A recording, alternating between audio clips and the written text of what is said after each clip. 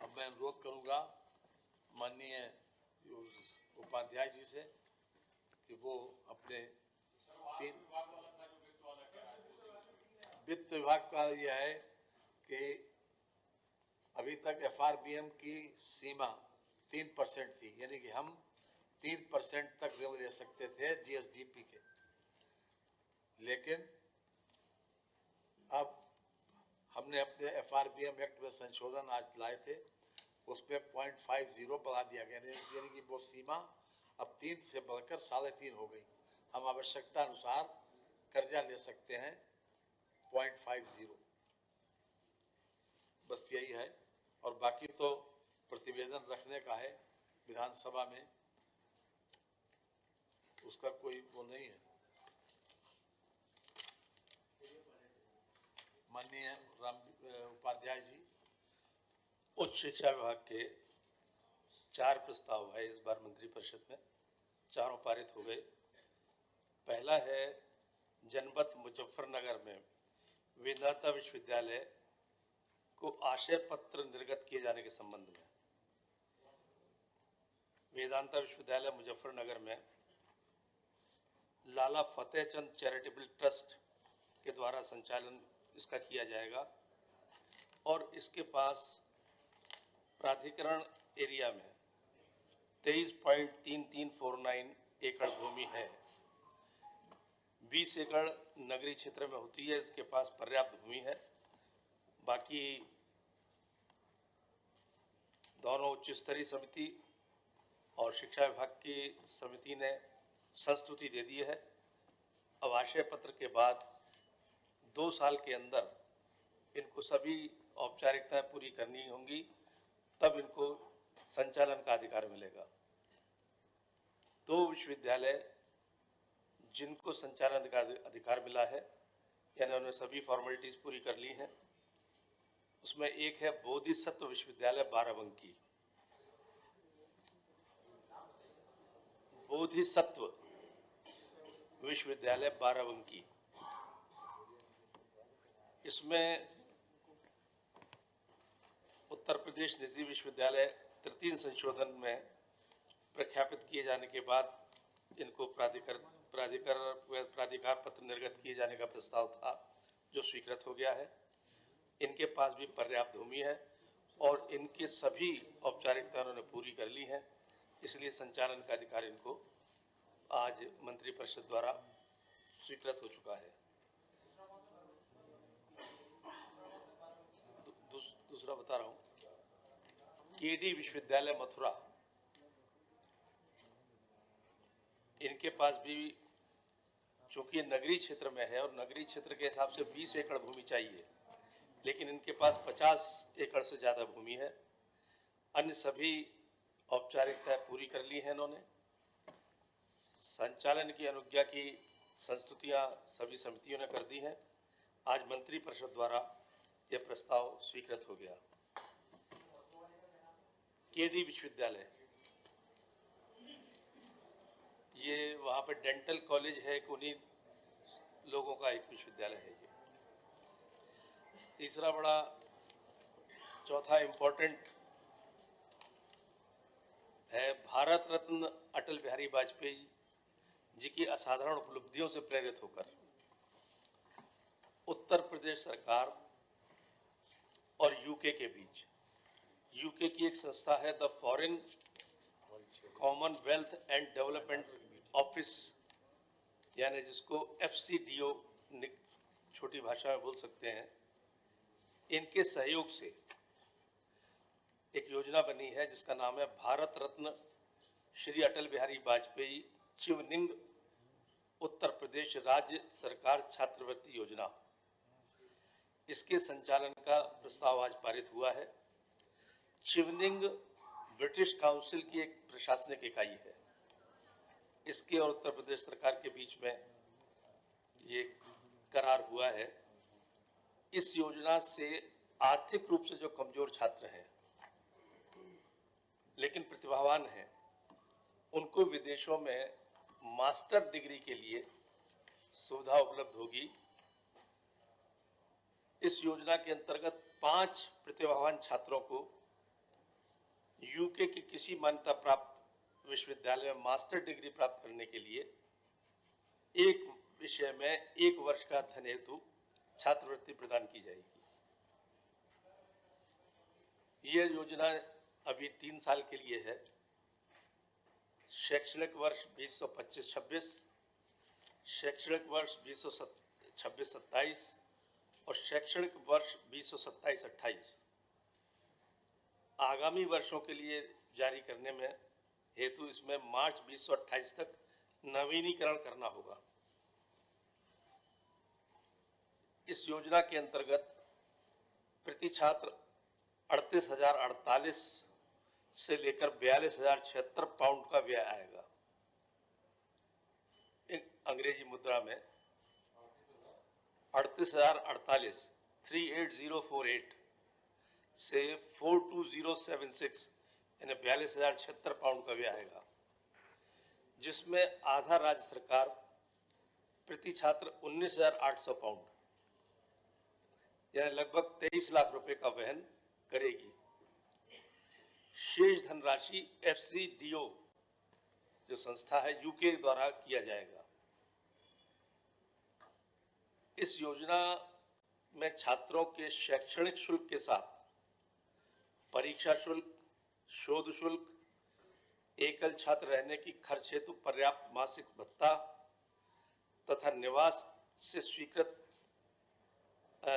स्थान से स्वीकृत मार्ग के लिए इकोनॉमी क्लास का वापसी किराया छात्रवृत्ति सम्मिलित होगा। राज्य सरकार और FCDO के माध्यम से MOU के अनुसार उन छात्रों का चयन किया जाएगा। इस योजना के लिए वित्तीय वर्ष 2025-26 में 2 करोड़ रुपयों का प्रावधान किया गया है। इस तरह वो प्रतिभावान गरीब छात्र जो विदेशों की में उच्च स्तर की पढ़ाई से वंचित रह जाते थे, उनको एक अवसर मिलेगा। चयन FCDO और उत्तर प्रदेश सरकार। FCDO का फुल फॉर्म है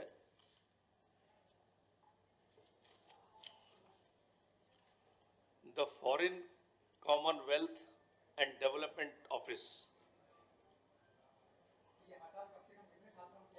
5 छात्रों का।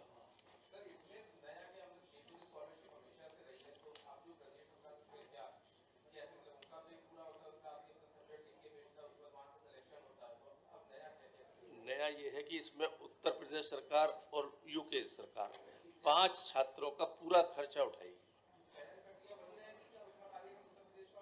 नहीं, उत्तर प्रदेश सरकार के प्रतिनिधि और FCDO के प्रतिनिधि मिलकर चयन करेंगे और प्रतिभाशाली जो छात्र होंगे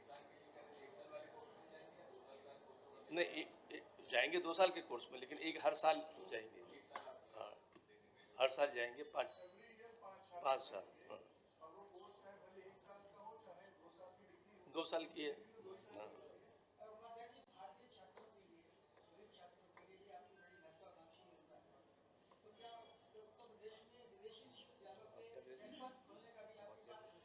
हाँ, ऐसा प्रावधान है जिनको UGC ने अनुमति दे रखी है या उस श्रेणी में है, उनको अवसर दिया जाएगा। कुछ अभी वार्ता चल भी रही है और ऐसा आपको हो सकता है आने वाले जल्दी समय में कोई अच्छा समाचार उत्तर प्रदेश के हायर एजुकेशन के लिए मिले। अब यूके जितना कहेगा उतना ही कर पाएंगे। ये हम लोग तो उनको सहयोग कर रहे हैं, ये उनका प्रस्ताव है। वो उन्होंने 5 किए, हमने 5 हम सहयोग कर रहे हैं। ये है बैठा। अब उनको संख्या बढ़ाने के लिए हम तो नहीं प्रेस कर सकते। और बड़ी अच्छी यूनिवर्सिटीज़ जो वहाँ की, ऐसी नहीं है कि यूनिवर्सिटी ऑफ ऑक्सफोर्ड वगैरह, London school of economics and political science, इस टाइप। क्या? हाँ, London school of economics and political science, university college London, स्कूलों की मरम्मत में university of Cambridge, imperial college of London, Kings college of London, technical है वो पूरी तरीके से। Edinburgh university, 25% university of Sussex की बात हो जाए पूरी बता दें।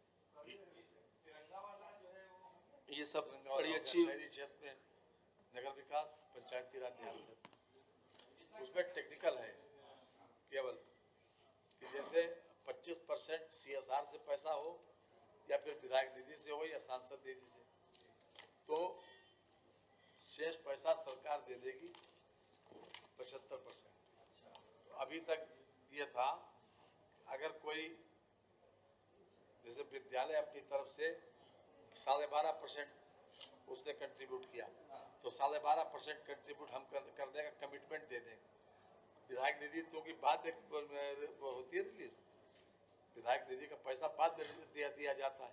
इसमें यह था कि पहले जमा करो तब उसके बाद शासन से मिलेगा, तो हमारा केवल कमिटमेंट हो जाएगा और 50 साल वाली सीमा रिलैक्स कर देगा। डिस्ट्रिक्ट मजिस्ट्रेट अगर जो 50 साल वाली सीमा था, हाँ पुराना 50 साल वाला हो पे बिल्डिंग, उसको सीमा अगर मान लिया उसके पहले बिल्डिंग जर्जर हो गई तो डिस्ट्रिक्ट मजिस्ट्रेट उस सीमा को रिलैक्स कर सकता है। Thank you very much. माननीय राकेश सचान जी जो है जो अपने विषय के ऊपर बात रखेंगे, मेरी असल में एक मीटिंग होम की लगी है तो इसलिए हम आपसे इजाजत चाहेंगे और माजरत चाहेंगे। झंडा है, झंडा 12 करोड़ शहर 12 करोड़ स्वयं सहायता समूह वाले हैं जी।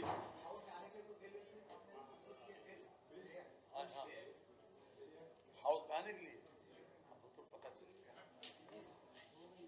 अभी उस बिल का इंतजार करिए, आ जाएगा। बिल के बारे में आप बात कर रहे हैं,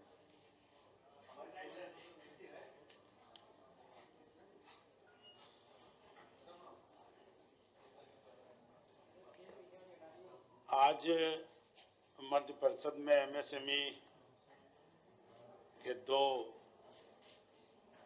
प्रस्ताव जो नीतियां थी वो पास हुई हैं। एक उत्तर प्रदेश फुटवियर, लेदर और नॉन लेदर क्षेत्र में विकास नीति 25 का प्रख्यापन नीति पास हुई है और एक उत्तर प्रदेश लघु सूक्ष्म मध्यम औद्योगिक स्थान प्रबंधन नीति, ये नीति पास हुई है जो बड़े लंबे समय से 2060 के दशक में जो औद्योगिक स्थान बने थे 1978 से लेकर 2022 तक विभिन्न शासनादेशों से ये औद्योगिक स्थान गवर्न होते थे, लेकिन बदलते परिवेश में नई तरीके से तमाम सारी दिक्कतों को देखते हुए प्रॉपर्टी स्थानों का रख रखाव इनको देखते हुए एक 2025 की नई औद्योगिक स्थान प्रबंधन नीति आज मंत्रिपरिषद से पास हुई है। इसमें मुख्यतः ये है कि जितने पुराने 1978 से लेकर 22 तक के जितने भी शासनादेश थे उन शासनादेशों को हम लोगों ने अवक्रमित करते हुए सबको इसी में समायोजित करके जो अब औद्योगिक स्थान, चूँकि औद्योगिक स्थान MSME इसके पूर्व नए औद्योगिक स्थान नहीं बना रहा था। इधर विगत वर्षों में हमने मुख्यमंत्री जी के निर्देश में 75 जनपदों में नए औद्योगिक स्थान और लैंड बैंक तैयार करने का प्रस्ताव रखा है। तो हमारे तमाम जनपदों से हमें ज़मीन निःशुल्क मिल रही है, उनको हम डेवलप कर दे रहे हैं। डेवलप करने के बाद उनको कैसे आवंटन होगा कैसे, तो उसी पर हम लोगों ने ऑक्शन के आधार पर उनका आवंटन होगा, लेकिन एक रेट हम लोगों ने निर्धारित किया। मुख्यमंत्री जी की सोच है कि MSME को बढ़ाने के लिए ज़मीन हम सस्ते दरों पर दें, तो हमने 2500 रुपये मीटर ज़मीन का दर निर्धारित किया है न्यूनतम। 2500 रुपये पश्चिमांचल में 20% बढ़ा दे रहे हैं हम लोग, तो वो 3000 हो रही है। मध्यांचल में 2500 और पूर्वांचल में 20% कम कर दे रहे हैं तो 2000 हो जा रही, तो 2000, 2500, 3000 ये हमारी मिनिमम दर होगी। और 10% मार्जिन मनी जमा करके वो ई नीलामी के ऑक्शन में जा सकता है। फिर ई नीलामी में वो जितनी बोली में जो मिनिमम आएगी, मैक्सिमम बोली, उसको वो हम लोग दे देंगे। तो एक तो ये है इसमें, ये 25-26 तक अभी ये दर होगी, लेकिन इसके बाद 25-26 के बाद 5% वार्षिक ये हम लोग बढ़ाएंगे। इस दर को प्रतिवर्ष 5% इसमें बढ़ती जाएगी।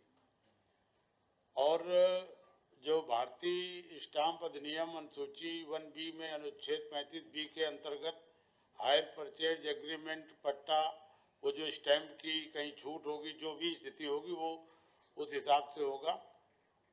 और औद्योगिक स्थान के भू परिवर्तन की भी पहले तो यही नहीं था कैसे होगा क्या होगा, तो ये हमारे आयुक्त एवं निदेशक उद्योग की संस्तुति से शासन स्तर पर इसका निर्णय होगा।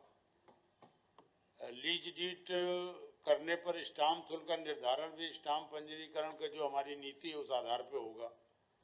आरक्षण पर हमने इसमें अनुसूचित जनजाति, अनुसूचित जाति के लिए 10% का इसमें आरक्षण दिया हुआ है। और आवंटन में पारदर्शी तरीके से ई ऑक्शन से ही होगा। आवासीय वाणिज्य भूलेखों को हेतु जो बेस रेट की अन्य दरें भूखंड शेड दोगुना निर्धारित करने के प्रत्येक वर्ष में 5% की वार्षिक वृद्धि इसमें होगी। आवंटन तिथि के 1 वर्ष व्यतीत होने पर लीज रेंट न जमा करने पर उस पर 18% का ब्याज लगाया जाएगा। तो इस तरह से ये नीति बन जाने से आज हमारे अभी हम लोग अलीगढ़ में एक 76 एकड़ का पार्क डेवलप करके उसके प्लाटों को दे रहे हैं। कानपुर देहात में अभी कुंभी में कर रहे हैं, दुआरी में कर रहे हैं। प्रदेश के विभिन्न जनपदों में एमएसएमई को जगह ट्रांसफर हो रही है और उस जगह को हम लोग वहाँ तक सड़क बनाना, डेवलप कर देना और विद्युत लगा करके और वहीं के एमएसएमई को ई ऑक्शन के माध्यम से प्लाट। तो ये एक बड़ी महत्वपूर्ण नीति आज मंत्रिपरिषद ने पास की है, क्योंकि 78 के बाद से अब तक कोई ऐसी व्यवस्था नहीं थी। जो एमएसएमई के लोग, जो हमारे पुराने इंडस्ट्री लगाए हुए लोग थे, वो भी कहीं ट्रांसफर कराना होता तो बड़ी दिक्कत में रहते थे। तो आज ये मंत्रिपरिषद ने इस पॉलिसी को पास किया। इससे जो हमारे एमएसएमई के औद्योगिक स्थान है उनके आवंटन की, उनके अलॉटमेंट की, उनके रखरखाव की एक पॉलिसी आज पास हुई है। दूसरी पॉलिसी जो हमारी Uttar Pradesh footwear, leather, non leather क्षेत्र में जो विकास की नीति है, इसको भी पास किया गया है। क्योंकि आज आप देख रहे हैं कि जो फुटवियर हैं उसमें लेदर से ज़्यादा 75-80% नॉन लेदर के आज फुटवियर मार्केट में है। हमारे यहाँ कोई पॉलिसी न होने से इन लोगों को दिक्कत हो रही थी, हम लोग इसमें पिछड़ रहे थे।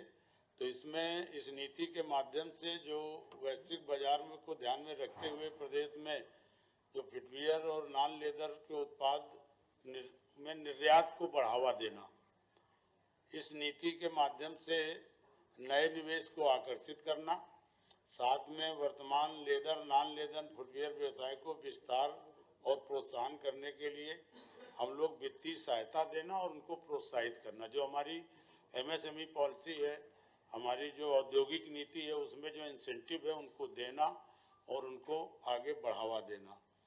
एक तो इसमें यह नीतिगत लेदर उद्योग को तकनीकी उन्नयन और आधुनिकीकरण के साथ साथ उनको, उनकी उत्पादक को, उनकी गुणवत्ता में वृद्धि के लिए आगे इसमें लाभ मिलेगा। नीति के अंतर्गत लक्षित प्रशिक्षण कार्यक्रमों के माध्यम से कुशल कार्यबल तैयार करके जो बहुत सारे हमारे कुशल कारीगर हैं, और इसमें पूरे प्रदेश में बहुत सारे लोगों को रोजगार भी मिलने की, क्योंकि सबसे ज़्यादा रोजगार परक ये हमारा इंडस्ट्री रहता है। जो फुटवियर का उद्योग है, इसमें लगभग 40 से 50 लाख लोगों को रोजगार मिलने की भी संभावना है और कम से कम 15 से 20 लाख लोग अभी इसमें लगे हैं, जो तमाम सारी इंडस्ट्री हमारे यहाँ काम कर रहे हैं। लेकिन ये जो नीति है जो आज मंत्रिपरिषद ने पास की है, इस नीति के माध्यम से जो हमारी फुटवियर, लेदर और नॉन लेदर के जो भी उद्यम हैं, जो भी उद्योग हैं, उनको प्रोत्साहन भी मिलेगा और इस पॉलिसी से उनको लाभ मिलेगा, और इसीलिए ये मंत्रिपरिषद ने ये पॉलिसी पास की है।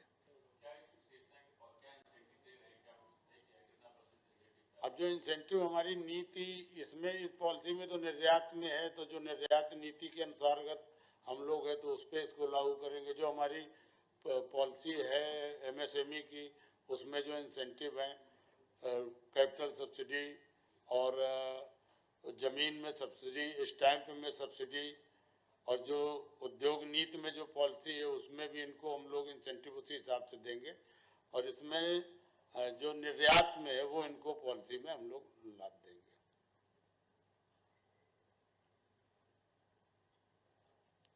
और पूरे प्रदेश में जो पहली ये सरकार है जिसने ये चिंता की कि एमएसएमई के लैंड बैंक तैयार हो, कहीं पर भी एमएसएमई की जमीन, और जो हमारे बड़े पुराने 2000 मतलब 78 के पहले के 60 के दशक के जो औद्योगिक स्थान थे, और कोई नया एमएसएमई छोटा कहीं हमारा उद्यमी था, अगर उद्यम लगाना चाहता था तो उसको जमीन कहीं थी नहीं।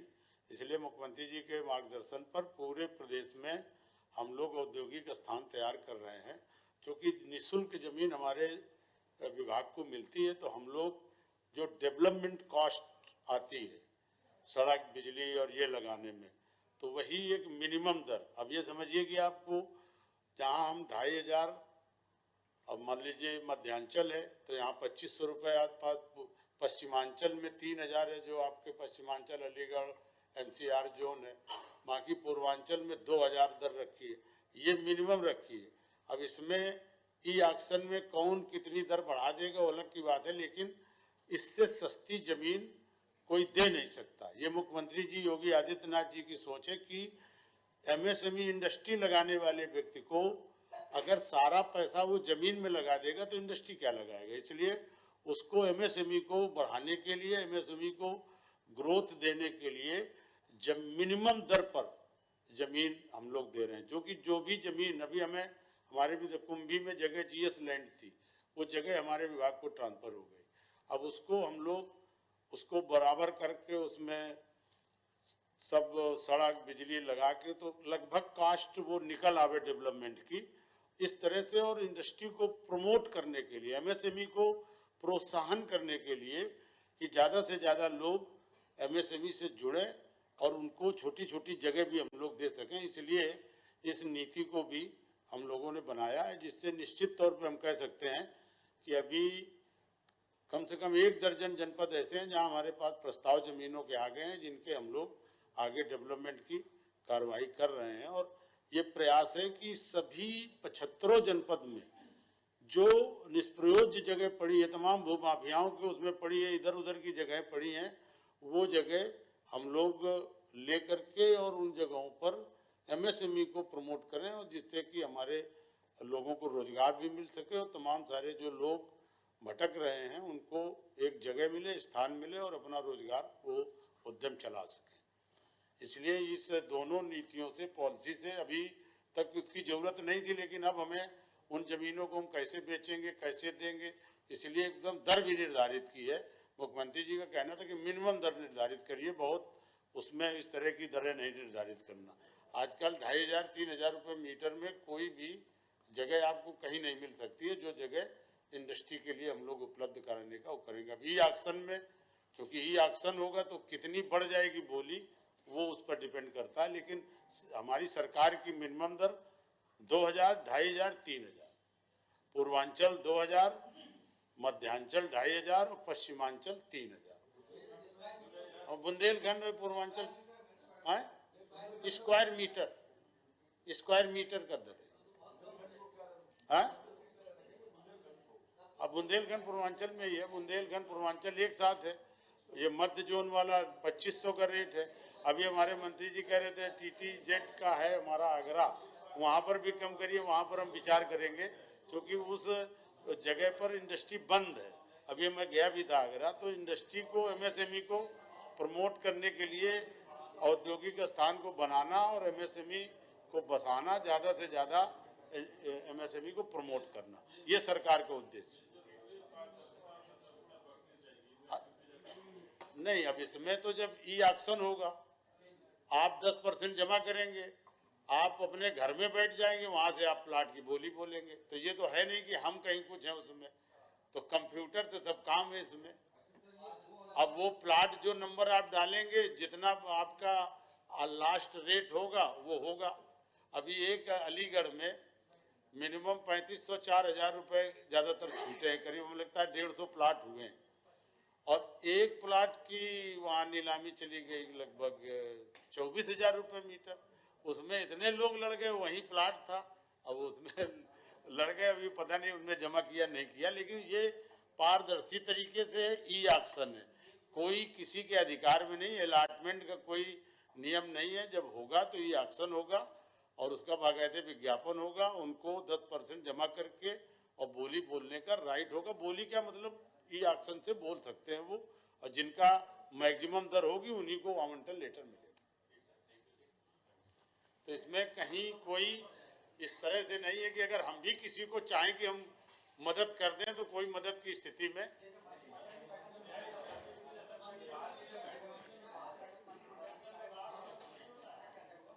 हम लोग तो यहाँ चले आए थे, तो बनते बोले प्रेस ब्रीफिंग में, लेकिन वो अनऑफिशियल में